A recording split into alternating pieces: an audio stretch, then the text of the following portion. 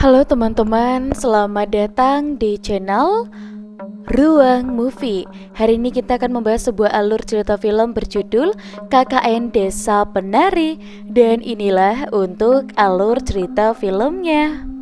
Film diawali dengan memperlihatkan dua orang mahasiswa bernama Ayu dan Nur yang sedang melakukan survei ke sebuah desa karena sebentar lagi periode KKN mahasiswa akan segera dimulai, dan Ayu pun meminta kakaknya untuk mencarikan desa yang bisa dijadikan tempat KKN.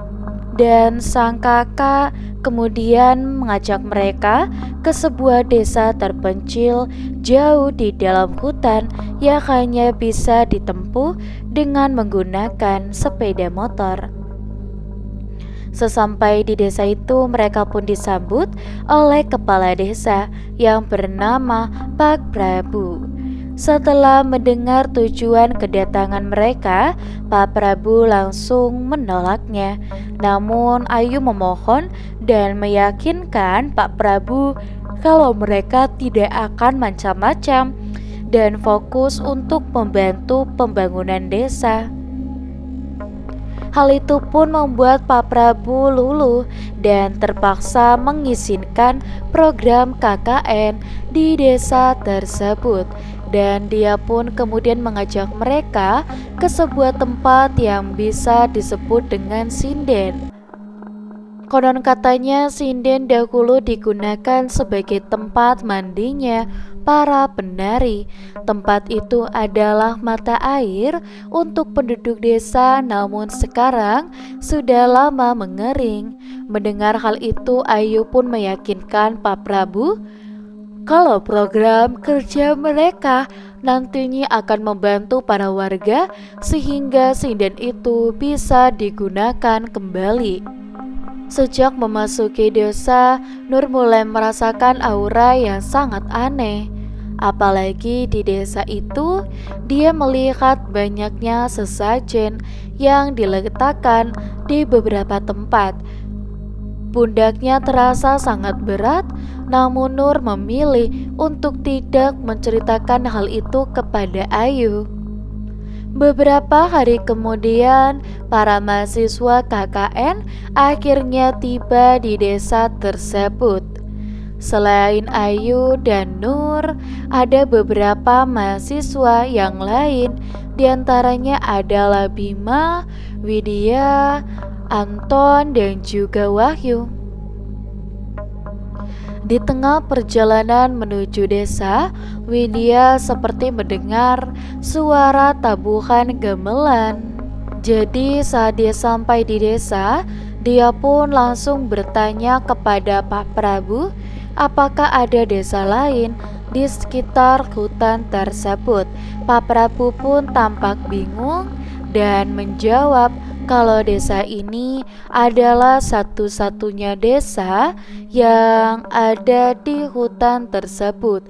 Setelah itu, Pak Prabu pun mengantarkan Widya dan kawan-kawan ke posko penginapan sementara. Selagi posko resminya dipersiapkan, para mahasiswa KKN perempuan dipersilakan untuk tinggal di rumah Ibu Sundari, sementara yang laki-laki akan tidur di pos ronda. Keesokan harinya, para mahasiswa KKN pun diajak untuk mengelilingi desa. Mereka pun diperkenalkan pada beberapa tempat, mulai dari sinden yang bisa digunakan sebagai tempat untuk mandi, sampai melewati kuburan yang semua batu nisannya tertutupi oleh kain hitam. Saat anak-anak KKN bertanya mengapa nisannya ditutupi oleh kain hitam, Pak Prabu menjawab kalau itu untuk menandai kuburan-kuburan yang belum berusia 10 tahun. Dan saat itu tiba-tiba saja Nur merasa pusing. Jadi Bima pun meminta izin untuk membawa Nur kembali ke posko. Dan setelah itu Pak Prabu dan mahasiswa yang lain kembali melanjutkan perjalanan. Mereka kemudian diperkenalkan pada sebuah tempat bernama Tapak Tilas. Tempat itu dianggap sebagai pembatas desa sehingga para mahasiswa KKN diperingatkan untuk tidak melewati jalur tersebut. Dan setelah mengenal semua lingkungan desa, Ayu dan teman-temannya pun mulai membagi kelompok untuk melakukan tugas mereka masing-masing. Bima dikelompokkan dengan Ayu, Nur dengan Anton, dan Widya bersama Wahyu. Dari pembagian itu terlihat jelas kalau Ayu sepertinya menyimpan perasaan untuk Bima, tetapi Bima sepertinya malah menyukai Widya. Pada suatu hari, Nur dan Widya terlihat pergi ke sinden untuk mandi. Saat Nur mandi di dalam sinden, dia pun tiba-tiba diganggu oleh makhluk besar berwarna hitam. Sementara Widya yang ada di luar justru mendengar Nur sedang menyanyikan lagu sinden. Setelah itu, saat giliran Widya akan mandi, dia malah diganggu oleh seorang penari yang sangat cantik. Tak sampai di situ, Nur dan juga Widya selalu mendapatkan teror-teror mengerikan lainnya. Mulai dari Nur yang bermimpi dikejar sosok hitam, sampai ia juga bermimpi melihat Widya sedang menggendong seekor ular. Berbeda dengan Nur, Widya malah melihat Nur sedang menari di luar rumah dengan separuh wajahnya tertutupi sisik ular. Padahal kenyataan yang terjadi di malam itu, Widyalah yang menari di depan rumah. Beruntunglah Wahyu dan Bima yang melihat kejadian itu dan berusaha menyadarkan Widya. Semua keanehan dan teror yang terjadi membuat Nur khawatir. Jadi dia pun pergi untuk menemui Pak Prabu. Di sana Pak Prabu kemudian memperkenalkan Nur pada seorang tetua desa yang dikenal dengan nama Mbah Buyut.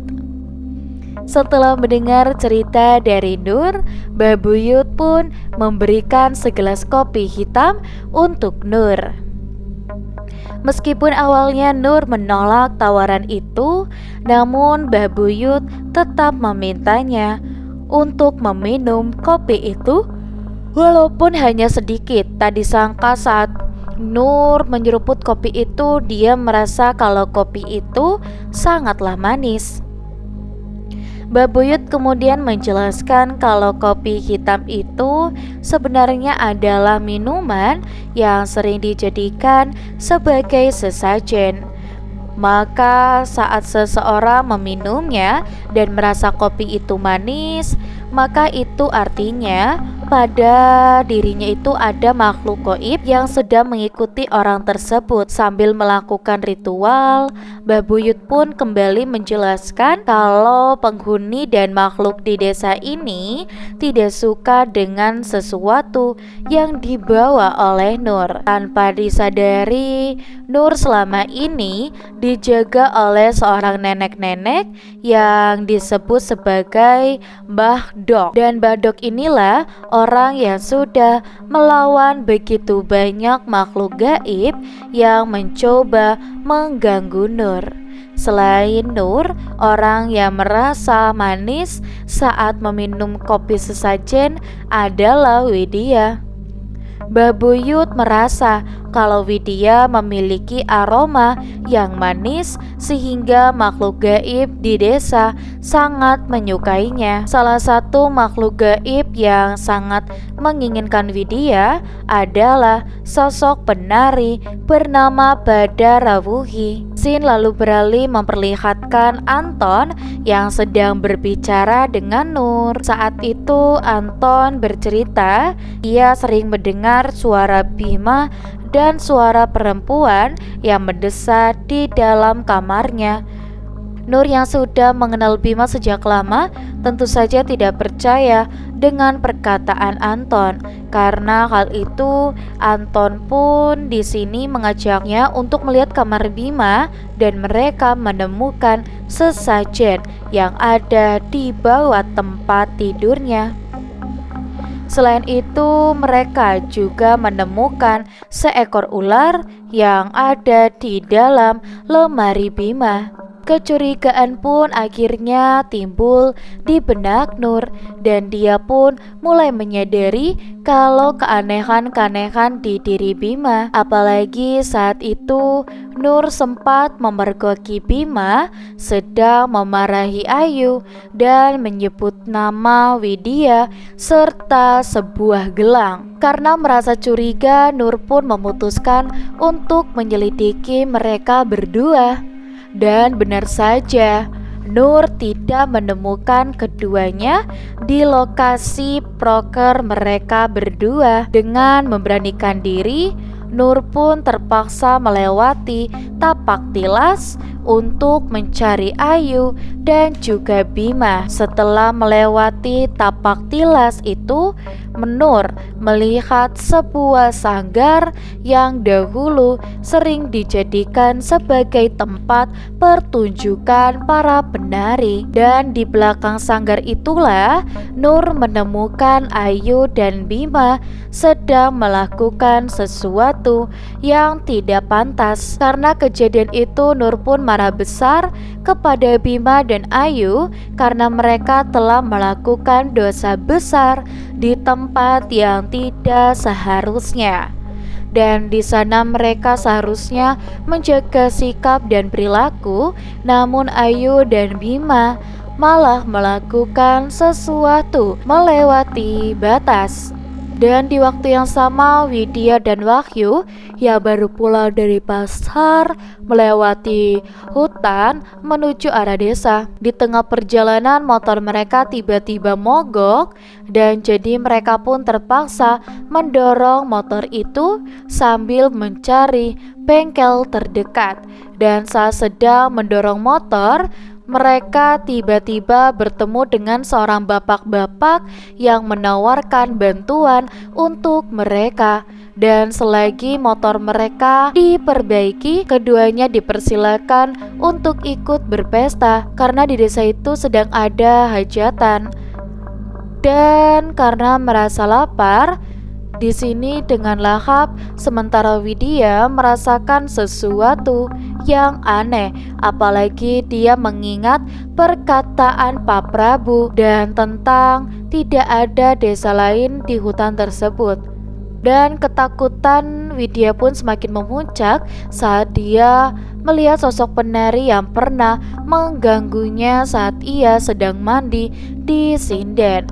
Dan dia pun segera mengajak Wahyu untuk pergi dari tempat itu.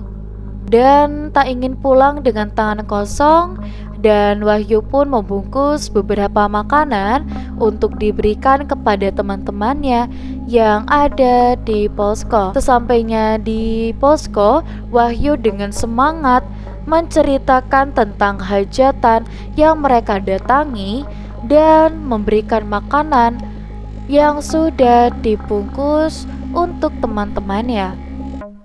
Dan betapa terkejutnya mereka karena makanan yang mereka bawa ternyata adalah kepala monyet yang berlumuran darah. Dan teror yang dialami oleh mereka semua semakin hari semakin menyeramkan.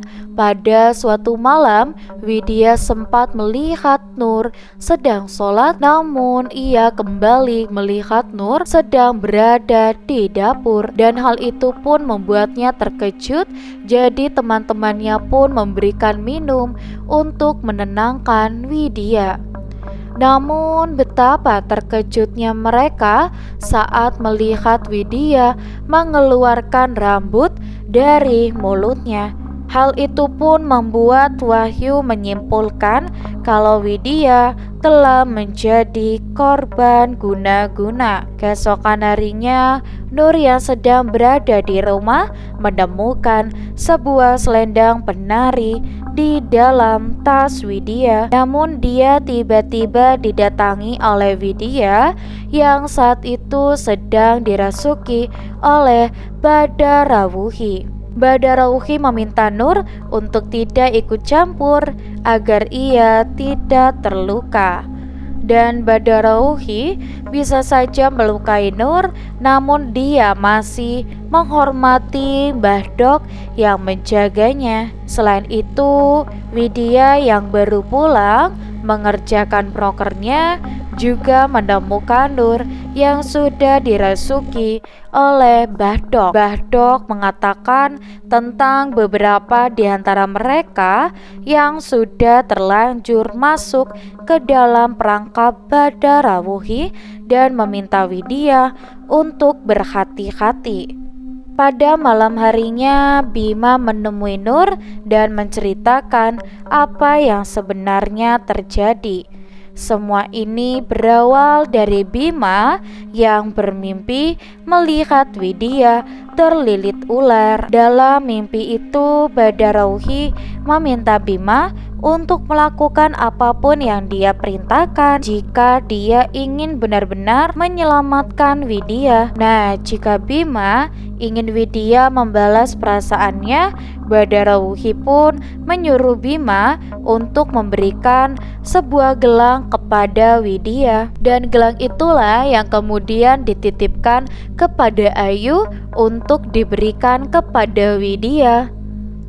Namun karena Ayu juga menyimpan perasaan untuk Bima, jadi dia pun meminta bantuan Badarawuhi agar Bima juga mencintainya. Dan Badarawuhi memberikan selendang pemikat untuk Ayu yang kemudian dia gunakan untuk menghasut Bima. Jadi dapat disimpulkan seluruh peristiwa ini sebenarnya berpusat kepada Badarawuhi, di mana Bima dan Ayu telah meminta bantuan Badarawuhi untuk mendapatkan orang yang mereka cintai. Karena kedua temannya kini telah bersekutu dengan jin, Nur ingin program KKN mereka diselesaikan secepat mungkin sebelum hal yang lebih buruk terjadi. Singkat cerita, di hari terakhir program KKN, Widya mendengar suara langkah kaki yang keluar dari rumah. Saat dilihat, langkah kaki itu ternyata berasal dari Bima yang melangkah pergi dari posko. Karena penasaran, Widya pun memutuskan untuk mengikuti Bima. Dan tak disangka, Bima ternyata pergi ke arah tapak tilas.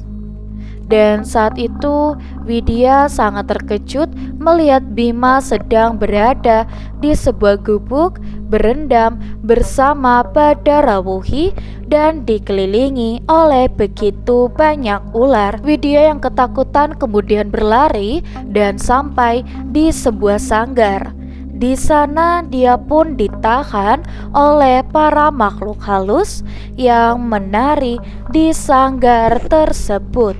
Di waktu yang sama, Nur yang terbangun terkejut melihat Widya tidak ada di kamarnya.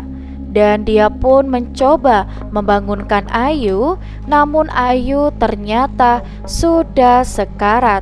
Wajah Ayu tampak sangat pucat dengan mata dan mulut yang terbuka lebar. Nur pun berteriak memanggil Anton dan juga Wahyu yang akhirnya membangunkan warga di sekitar mereka. Nur akhirnya terpaksa menceritakan apa yang sudah dilakukan oleh Ayu dan Bima kepada Pak Prabu. Pak Prabu lantas meminta mereka untuk segera mencari Bima dan Widya karena mereka pasti dalam bahaya. dan kembali kepada Widya. Di sana dia pun melihat Badarawuhi dan Ayu yang menggunakan pakaian penari. Dan sejak awal Badarawuhi sebenarnya menargetkan Widya sebagai pengganti dirinya, namun yang berakhir menjadi penari justru adalah Ayu. Dengan wajah yang takut dan juga bersedih, kini Ayu terpaksa harus menari dan menghibur para warga untuk menggantikan Badarawuhi. Di tengah ketakutan itu, Mbah Buyut dengan wujud anjing datang menemui Widya dan mengarahkannya untuk ikut. Bertepatan dengan saat itulah tubuh Bima akhirnya ditemukan oleh para warga dengan keadaan yang sama persis dengan tubuh Ayu. Kini Sukma, Bima, dan Ayu telah terjebak di dunia gaib karena perjanjian mereka dengan Badarawuhi. Dan Bima telah menikah dengan Badarawuhi, sementara Ayu kini harus menggantikan posisi Badarawuhi sebagai penari. Film pun diakhiri dengan kepulangan Widya, Nur, Anton, dan Wahyu dari desa tersebut. Dengan berat hati, mereka pun harus meninggalkan kedua teman-teman mereka. Bima dikabarkan meninggal dunia 4 hari setelah kejadian itu. Dan sementara Ayu dikabarkan meninggal setelah kejadiannya. Dan di akhir film kita pun diperlihatkan sejarah desa yang berkaitan dengan dunia gaib. Dan sejak dahulu penghuni desa harus menumbalkan anak-anak mereka sehingga dapat di sini tidak ada remaja yang ada di desa tersebut. Itu juga sebenarnya alasan mengapa ada banyak kuburan yang ditutupi oleh kain hitam, dan untuk menandai kalau kuburan itu adalah kuburan anak-anak telah dikumbalkan. Dan untuk menghormati para mahasiswa dan orang-orang yang terlibat dalam peristiwa itu, dan Nur serta Widya meminta semua pihak untuk menyelamatkan identitas mereka dari identitas desa KKN tersebut. Dan film pun akhirnya selesai. Dan untuk teman-teman di rumah, jangan lupa untuk like, komen, dan juga subscribe. Sampai jumpa.